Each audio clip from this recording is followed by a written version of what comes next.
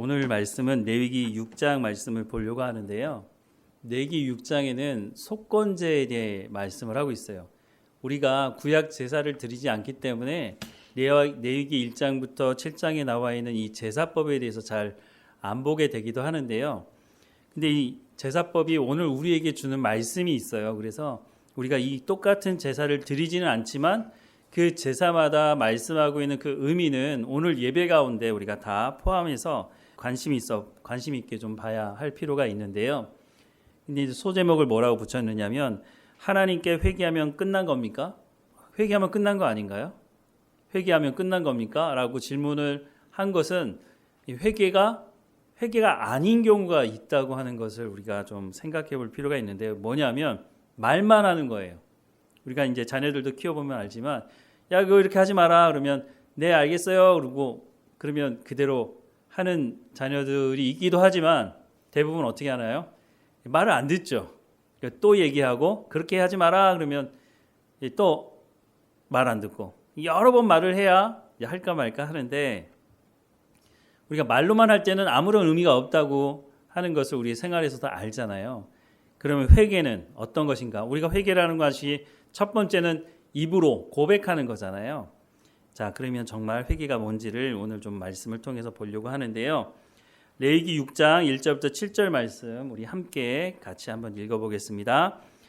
여호와께서 모세에게 말씀하여 이르시되 누구든지 여호와께 신실하지 못하여 범죄하되 곧 이웃이 맡긴 물건이나 전당물을 속이거나 도둑질하거나 착취하여고도 사실을 부인하거나 남의 잃은 물건을 줍고도 사실을 부인하여 거짓 맹세하는 등 사람이 이 모든 일 중에 하나라도 행하여 범죄하면 이는 죄를 범하였고 죄가 있는 자니 그 훔친 것이나 착취한 것이나 맡은 것이나 잃은 물건을 주운 것이나 그 거짓 맹세한 모든 물건을 돌려보내되 곧 그 본래 물건의 5분의 1을 더하여 돌려보낼 것이니 그 죄가 드러나는 날에 그 임자에게 줄 것이요 그는 또 그 속건 제물을 여호와께 가져갈지니 곧 내가 지정한 가치대로 양떼 중 흠없는 순양을 속건 제물을 위하여 제사장에게 끌고 갈 것이요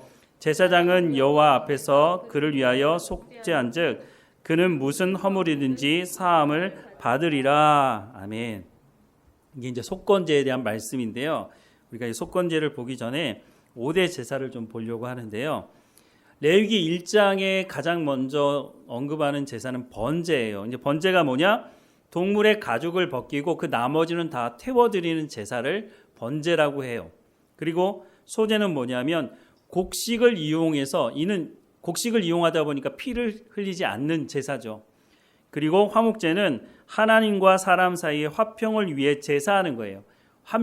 화목제의 특징이 하나 있는데 다른 제사와는 다르게 다른 제사는요 다 불태우던가 일부분은 제사장이나 레위인들에게 줘야 되지만 화목제 제사는요 하나님께 드리고 난 나머지 것을 가지고 화목제 제사를 드린 그 사람이 이웃과 함께 그걸 같이 나누어 먹는, 그래서 하나님과의 화목도 화목이지만 이웃과의 화목도 말씀하고 있는 것이 바로 이 화목제 제사예요.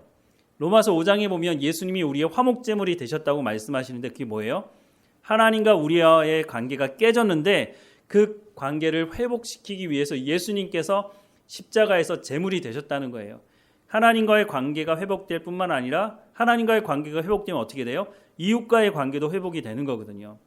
그것을 이제 화목제를 말씀하는 거고요.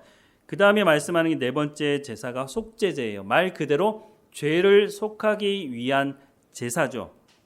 그런데 속죄제가 있으면 속건제는 필요가 없는 거 아닌가? 아니, 비슷한 제사 아니야? 왜냐하면 속건제도 죄를 용서함 받기 위한 것이거든요. 근데 속죄제와 속건제의 차이가 뭐냐? 속건제는 말 그대로 물건에 대해서 손해를 입히거나 이런 거. 그러니까 그 당시에 성막이나 성전에서 뭐 사용하다가 깨트리거나 뭔가 손해를 끼쳤다. 그러면 성물에 대한 속건제를 드려야 되고 또 다른 사람에게 조금 전에 우리가 또 앞으로도 보겠지만 다른 사람에게 손해를 끼치는 것. 그게 이제 죄라고 하는 거죠. 근데 이거는 단순히 속죄제를 드리는 걸로 끝나지 않고요. 따로 속건제로 구별한 이유가 있는데 그 이제 요 밑에 다음에 보면 속건제의 특징이 성물을 범하거나 이웃에게 손해를 끼치는 제사인데 이 제사에는요 반드시 하나 따라가는 게 있어요. 보상하는 거예요. 반드시 내가 물건을 깨트리거나 손해를 끼치거나 했다면 그것에 대해서 반드시 보상을 해야 한다는 거예요. 그러니까 이 제사는요 그냥 하나님과의 관계만 해결되는 문제가 아니라 상대방에게도 보상을 해야 한다는 거예요. 자, 그러면 다시 한번 좀 더 구체적으로 보자면요, 우리가 읽었던 말씀을 다시 보면 여호와께서 모세에게 말씀하여 이르시되, 이거는 모세가 그냥 만들어낸 게 아니고 하나님께서 하나님의 백성들은 이런 제사를 드려야 된다라고 하는 것을 말씀하고 있는 거예요. 누구든지 여호와께 친실하지 못하여 범죄하되 곧 이웃이 맡긴 물건이나 전당물, 담보물이죠, 맡긴 것을 속이거나 도둑질하거나 착취당하고 강제로 빼앗는 것을 말해요. 사실을 부인하거나 거짓말하는 거죠. 남의 잃은 물건을 줍고도 사실을 부인하여 거짓 맹세하는 등 사람이 이 모든 일 중에 하나라도 행하여 범죄하면 이는 죄를 범하였고 죄가 있는 자니, 뭐가 죄라고요? 다른 사람의 것을 뺏거나 거짓말하거나 손해를 끼치거나 이런 것들은 다 뭐와 관련이 있다고요? 이것이 바로 죄라고 말씀을 하고 있어요. 금전적인 피해를 주든지 물질적인 피해를 주든지 어쨌든 손해를 끼쳤을 때 이것은 죄라는 거예요. 그럼 어떻게 해야 되느냐? 그 훔친 것이나 착취한 것이나 맡은 것이나 잃은 물건을 주운 것이나 그 거짓 맹세한 모든 물건을 돌려보내야 돼. 그러니까 똑같은 물건을 내가 손해를 끼쳤다면 그 똑같은 물건을 줘야 된다는 거예요. 내가 만약에 100만 원 손해를 끼쳤다면 100만 원을 돌려보내줘야 된다는 거죠. 근데 거기서 끝나는 게 아니에요. 곧 그 본래 물건에 5분의 1을 더하여 돌려보낼 것이니 그 죄가 드러나는 날에 그 임자에게 줄 것이다 라고 말씀하고 있어요. 다른 사람에게 손해를 끼쳤을 때 미안해 라고 말만 하면 안 돼요. 그 손해를 끼친 거에 대해서 보상을 해야 되는데 그냥 보상을 1대1로 보상하는 게 아니고요, 1.25배 25%를 더해가지고 줘야 된다는 거예요. 그래야 이 속건제가 이루어진다는 거죠. 그는 또 그 속건 재물을 여호와께 가져갈지니, 여기서 끝나지 않아요. 내가 다른 사람에게 손해를 끼친 것으로 해서 1대1로 보상하는 것을 넘어서서 25%를 더 주고 그리고 나서 해야 되는 게 뭐라고요? 하나님께 제사를 또 드려야 돼요. 그는 또 그 속건 재물을 여호와께 가져갈지니 곧 내가 지정한 가치대로 양떼 중 흠 없는 수양을 속건 제물을 위하여 제사장에게로 끌고 갈 것이요 제사장은 여호와 앞에서 그를 위하여 속죄한즉 그는 무슨 허물이든지 사함을 받으리라. 여기까지 해야 회개가 된다고 하는 것이에요. 근데 우리는 하나님께 회개만 하면 끝난 거라고 생각하는 사람들이 적지 않은 것 같아요. 나 기도했어요. 하나님께 회개 기도했어요. 물론 그것이 중요하지 않다는 게 아니에요. 내가 내 죄를 인정하는 것 중요해요. 내가 죄인이라는 것을 인정하는 게 너무 참 중요하죠. 신앙 고백을 할 때도 참 중요한 것인데, 그런데 성경의 말씀의 기준으로 본다면 죄라고 하는 것은 하나님 앞에 내가 죄인이라고 하는 것을 고백하는 것으로 끝나지 않는다는 거예요. 여러분, 옛날에 미션이라는 영화 보셨는지 모르겠어요. 너무너무 오래된 영화인데요. 그 영화에 보면요, 로버트 드니로라고 하는 그 영화 배우가 맡은 역이 있어요. 그 사람이 원래는 노예를 잡아다가 팔던 사람이거든요. 근데 이 사람이 예수님을 만나고 회개하고 어떻게 하느냐, 그 원주민들 속으로 들어가서요, 그 원주민들과 같이 살아요. 그러니까 자기가 얼마나 잘못된 것인지를 스스로 깨닫고 그것을 어떻게 하면 그 사람들한테 돌려줄 것인가, 내가 이 회개했다는 건 말로 끝내지 않고요, 그것을 삶으로 열매를 맺는 삶을 그 영화에서 이제 보여줘요. 나중에는 그 신부님하고 또 그 로버트 드니로가 맡은 그 역을 하는 사람하고 좀 다른 방향을 추구하고 있는 것도 보여주고 있지만, 어쨌든 하나님께 회개만 하면 다 되는 겁니까? 라고 우리 스스로에게도 좀 질문을 해볼 필요가 있어요. 요한복음 5장에 보면은요, 38년 된 병자가 예수님을 만나서 고침받는 사건이 기록되어져 있는데요. 말씀을 잠깐 보면 거기 38해 된 병자가 있더라. 예수께서 그 누운 것을 보고 병이 벌써 오랜 줄 아시고 이르시되 내가 낫고자 하느냐라고 말씀을 하세요. 근데 이 앞에 이제 제가 말씀을 기록을 안 했는데요. 베데스다 연못가에 사람들이 모여 있는 이유는 천사가 내려와서 천사가 내려오면 이제 물이 동하겠죠. 그러면 그때 가장 먼저 들어가는 사람이 병이 낫는다는 소문이 있는 거예요. 확인된 바 아니지만 어쨌든 그 자리에 와 있는 사람은요, 할 거 다 해본 사람이에요.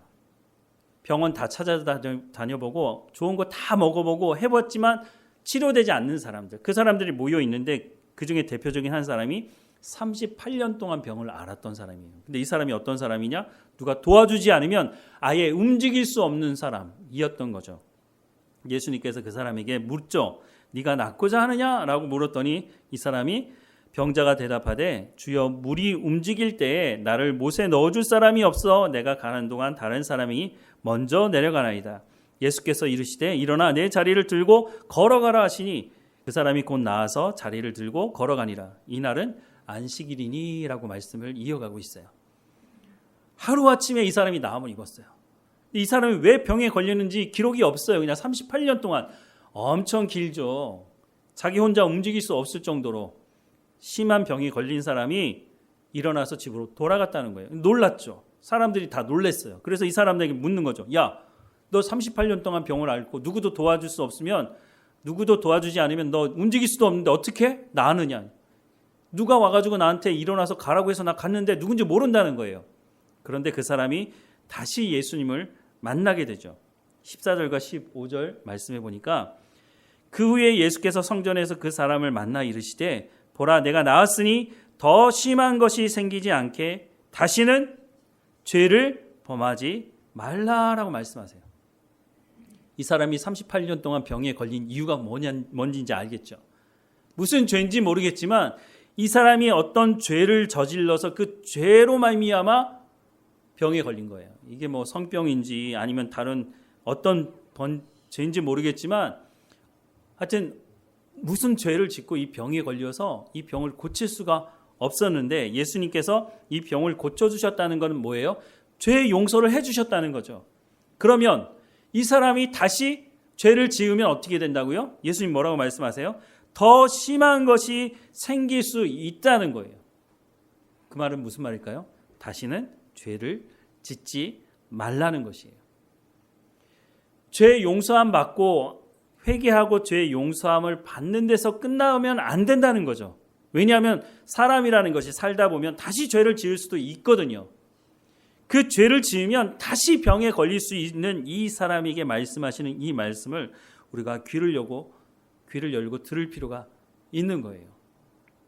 하나님, 내가 이 문제를 가지고 하나님께 나갑니다. 하나님, 나를 용서해 주십시오. 내가 이게 죄라는 것을 알게 됐습니다. 용서해 달라고 하나님께 눈물을 흘리며 기도하는 것으로 끝나면 안 된다는 거예요. 그건 회개가 이루어진 것이 아니라고 말씀을 하고 있어요. 자, 예수님께서 또 뭐라고 말씀을 하시냐면 마태복음 7장의 말씀에 이런 말씀을 하고 있어요. 우리 같이 한번 읽어보겠습니다. 아름다운 열매를 맺지 아니하는 나무마다 찍혀 불에 던져지느니라. 이러므로 그들의 열매로 그들을 알리라. 나더러 주여 주여 하는 자마다 다 천국에 들어갈 것이 아니요 다만 하늘에 계신 내 아버지의 뜻대로 행하는 자라야 들어가리라. 그날에 많은 사람이 나더러 이르되 주여 주여 우리가 주의 이름으로 선지자 노릇하며 주의 이름으로 귀신을 쫓아내며 주의 이름으로 많은 권능을 행하지 아니하였나이까 하리니 이때에 내가 그들에게 밝히 말하되 내가 너희를 도무지 알지 못하니 불법을 행하는 자들아 내게서 떠나가라 하리라. 아멘. 뭐라고 말씀하시죠? 열매로 그들을 알게 된다는 거예요. 사람에게는요 열매가 맺어지게 돼 있어요. 누가 그렇다고 하잖아요. 뭐 아브라함 링컨이 그랬다고 하나요? 40이 넘으면 자기 얼굴에 책임을 져야 된다고. 사람에게는요 열매가 맺어지게 되어 있다는 거예요. 그 열매가 좋은 열매이든지 좋지 않은 열매이든지 그 열매를 가장 먼저 드러내는 것이 어딘지 아십니까? 얼굴이에요. 여러분 얼굴 보니까 많은 열매를 맺은 것 같아요. 아닌가요? 어떤 사람은요, 가만히 있어도요, 뭔가 인생의 모든 짐을 다 짊어지고 짜증나는 얼굴을 짓고 있는 사람이 있어요. 그런 사람들과 대화를 하다 보면 그 사람들의 입에서 나오는 말도 보면 불평과 불만과 원망과 그런 말들이 쏟아져 나와요. 그런데 얼굴에 늘 미소를 짓고 사는 사람들을 보면은요, 그 사람들이 입에서 나오는 말도 기쁘고 감사하고 이런 말씀들이 나온단 말이죠. 내가 평소에 어떤 말을 하고 있느냐? 나는 부정적이고 극단적이고 이런 말을 하고 있느냐? 아니면 긍정적이고 하나님 주신 것에 대한 감사하는 말을 내 입에서 쏟아내고 있느냐? 그것이 내 삶의 열매이기 때문에 그것이 내 언어로 나오게 되고 내 표정으로 나오게 되는 거예요.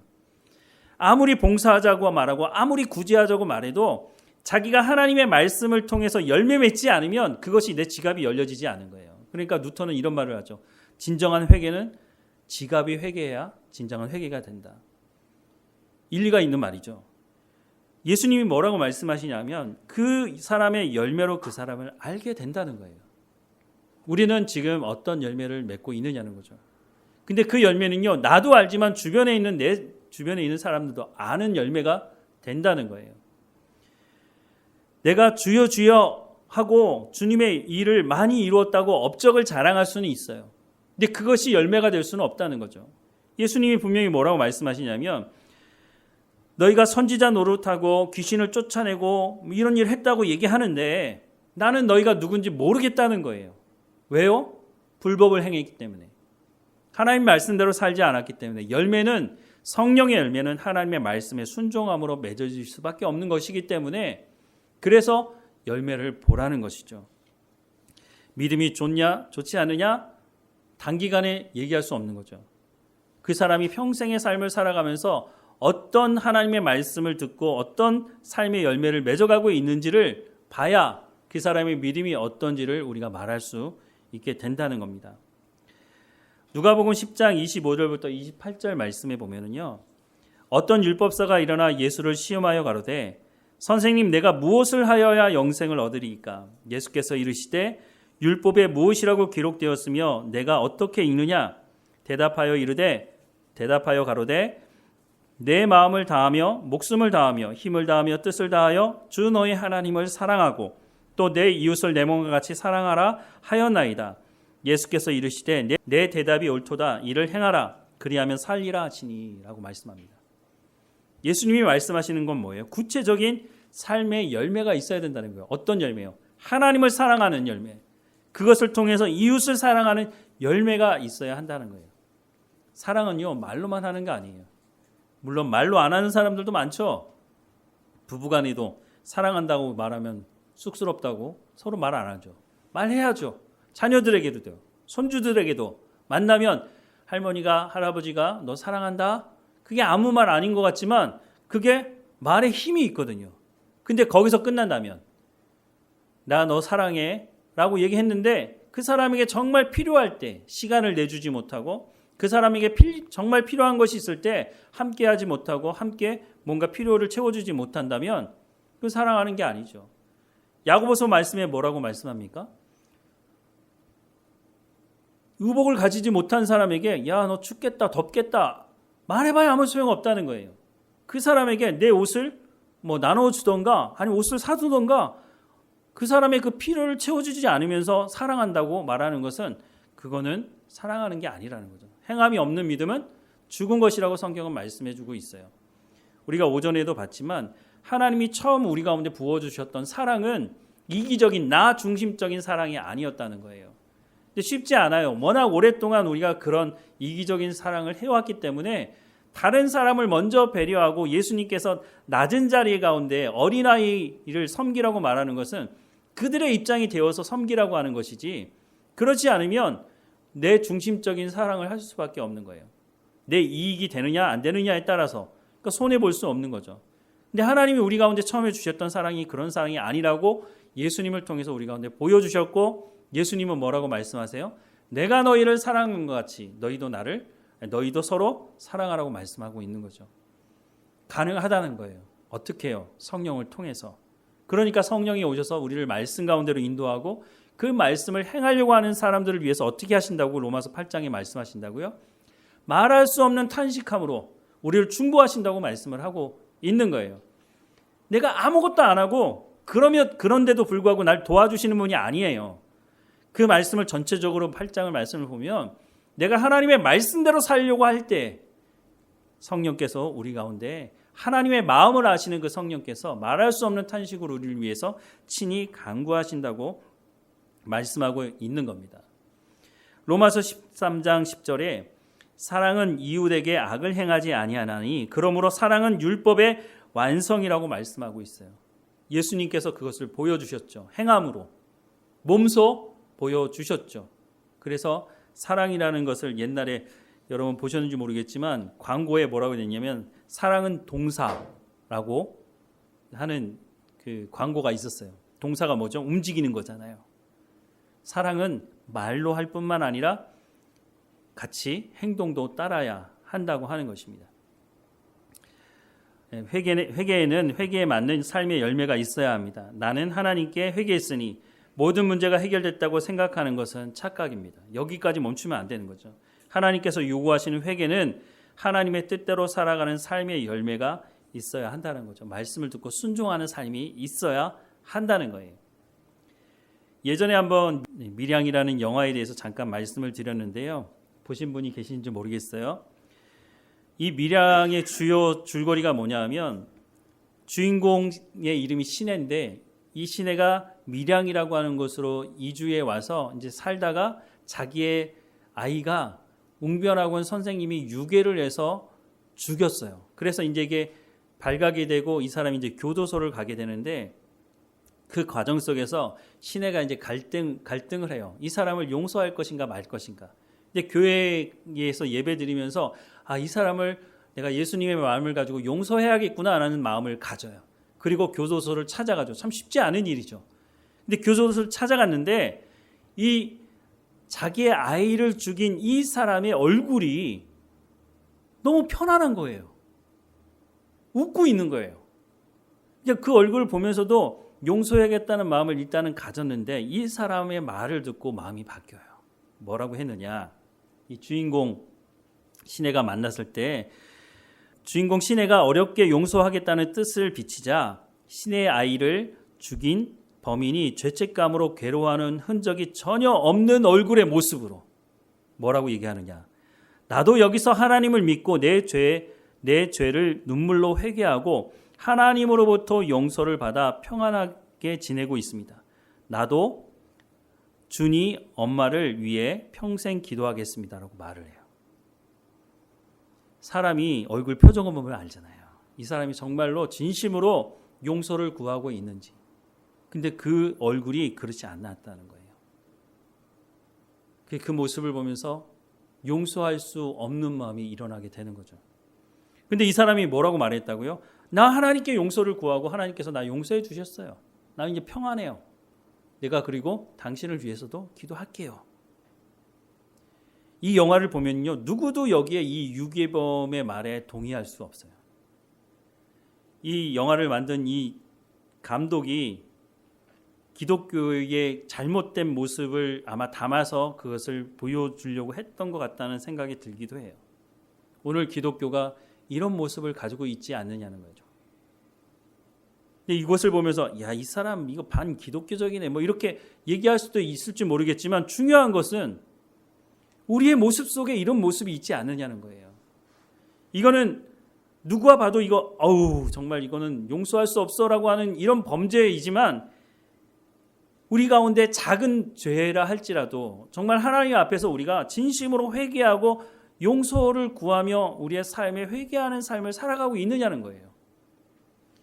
너무 큰 문제이기 때문에 많은 사람들이 여기 관심이 있지만 사실은 우리 가운데 죄가 있으면 그것이 크든 작든지 간에 하나님은 거룩하신 분이기 때문에 우리가 하나님의 나라에 갈 수가 없다는 거죠.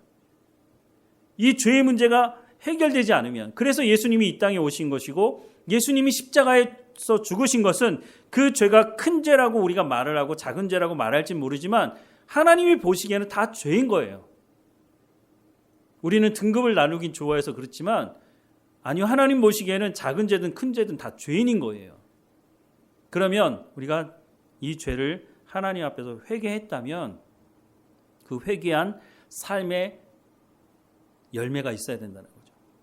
만약에 이 교도소에 갇히게 됐던 이 사람이 정말로 이 주인공에게 정말 하나님 앞에 회개했다고 하는 것을 말하려고 했다면 이 사람이 진정성 있게 다른 사람이 이 사람이 정말로 죄를 지었구나, 용서를 구하는구나 라고 하는 것을 알 수 있도록 해줘야 된다는 거죠.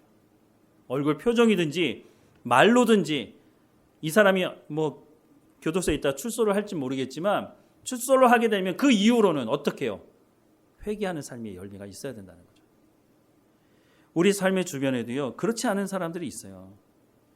과거의 삶을 정리하고 목회자가 된 사람들이 간혹 있어요. 정말 예전에는 개차반처럼 살았지만 누가 봐도 손가락질하는 삶을 살았지만 회개했다고 어느 날 갑자기 목사가 됐다고 나타나는 사람들이 있어요. 그럴 수 있습니다. 그 중에 대표적인 사람이 사도 바울 아닙니까? 예수님 믿는 사람들을 잡아서 가두려고 했던 사람이에요. 그리고 스데반이 죽을 때요, 스데반이 죽어도 된다고 증인을 섰던 사람이 바로 바울이었어요. 근데 그런 바울이 예수님을 만나죠. 이런 사람이 우리가 사는 이 시대도 있어요. 그것이 문제라고 말씀을 드리는 게 아니에요. 그런데 그에 합당한 열매가 있어야 된다는 거예요. 디모데전서 1장 13절부터 16절 말씀을 보면 이게 사도 바울이 디모데에게 말하는 거예요.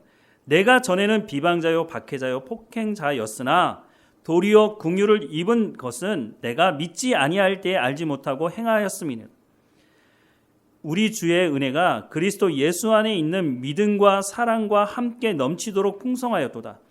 믿보다 모든 사람이 받을 만한 이 말이요 그리스도 예수께서 죄인을 구원하시려고 세상에 임하셨다 하였도다.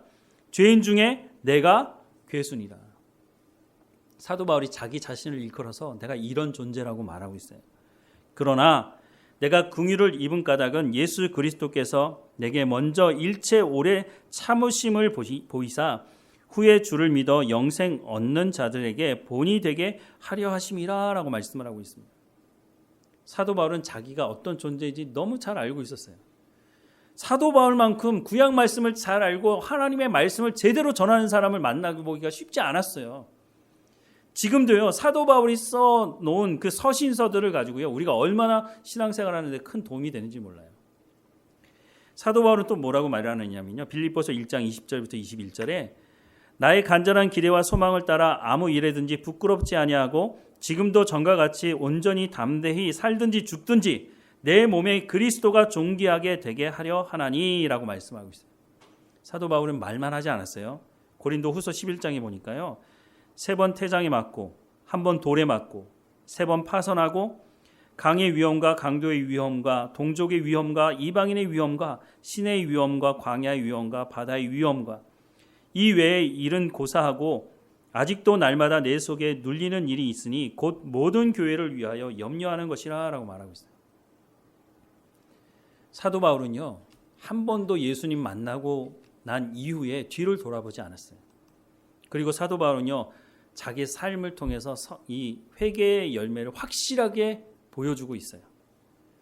그런데 요즘에 가끔 보면은요, 나 예전에 이렇게 살았는데 나 목사가 됐어요 하고 딱 나타나가지고요, 그거 가지고 예수님 이름 팔아가며 먹으면서 장사하는 사람도 있어요. 지켜봐야 돼요. 정말 저 사람이 회개의 열매가 있는지를 봐야 돼요. 그런데 사람들이요, 말 잘하고, 제가 예전에는 그런 사람도 봤어요. 서울의 큰 교회에 강사로 불렀는데 이 사람이 전직 무당 출신이에요. 말을 얼마나 재밌게 잘하는지 몰라요. 무당을 하다가 이 사람이 예수님 만나가지고 목회자가 되는지 뭐인지 모르겠지만 강당에 세운 걸 보니까 뭔가 하여튼 변화가 있었던 것 같아요. 사람들이 막 듣고 웃고 무당이었던 사람이 예수 믿게 됐다고 하니까 놀랍잖아요. 시간이 지나고 나 보니까 이 사람이 이걸로 돈벌이 장사하고 있는 거예요. 근데 그런 사람이 검증되지 않았는데 그냥 무당이었다가 예수님 믿게 됐다고 하는 그것 때문에 그냥 막 그런 말 잘하고 웃기고 하니까 강당에 세우는 거예요. 우리 좀 깊이 생각할 필요가 있어요. 우리가 웃고 즐기기 위해서 모이는 것인지 아니면 우리가 정말로 하나님의 사람으로 살아가기 위해서 모여서 말씀을 듣기 원하는 것인지. 회개에는 합당한 열매가 반드시 있어야 됩니다. 예수님께서 이러므로 그들의 열매로 그들을 알겠다고 말씀하고 있어요. 네가 구원을 받았다면 구원에 합당한 열매가 맺어질 수밖에 없다는 거예요. 그래서 성령의 열매가 우리가 노력해서 얻어지는 것이 아니고요. 하나님의 말씀을 듣고 순종하면 성령이 맺어가게 하시기 때문에 성령의 열매라고 말씀해주고 있는 겁니다. 회개는요, 하나님의 뜻을 행하는 열매가 반드시 있어야 합니다. 회개했다고 말하는 것 중요하지 않다고 말씀을 드리는 게 아니에요. 우리가 우리의 입으로 하나님 앞에 내가 죄인이라는 것을 고백하고 내 죄에 대해서 고백하는 것, 인정하는 것 중요합니다. 그런데 거기서 끝나면 안 돼요. 반드시 그 삶에 열매가 있어야 돼요. 교회 안에서도 마찬가지예요. 교회에서 신앙생활 하다 보면 여러 가지 문제가 생길 수 있어요. 성경에 말씀한 대로 하지 않아서 이건 죄라고 분명히 성경이 말씀하고 있으니 죄라고 말해 줄 수도 있는 거죠. 그러면 내가 죄인입니다 라고 최소한 고백은 할 수 있어야 되는데 그것조차도 사실 어떤 사람들은 하지 않으려고 해요.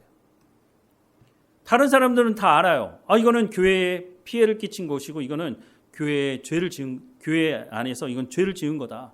하나님 말씀에 순종하지 않은 것이다 라고 하는 것을 분명히 알고 모든 사람은 아는데 본인만 인정하지 않는 거예요. 만약에 그 사람이 마지막 날 하나님 앞에 쓴다면 과연 그 사람이 구원 받을 수 있을까?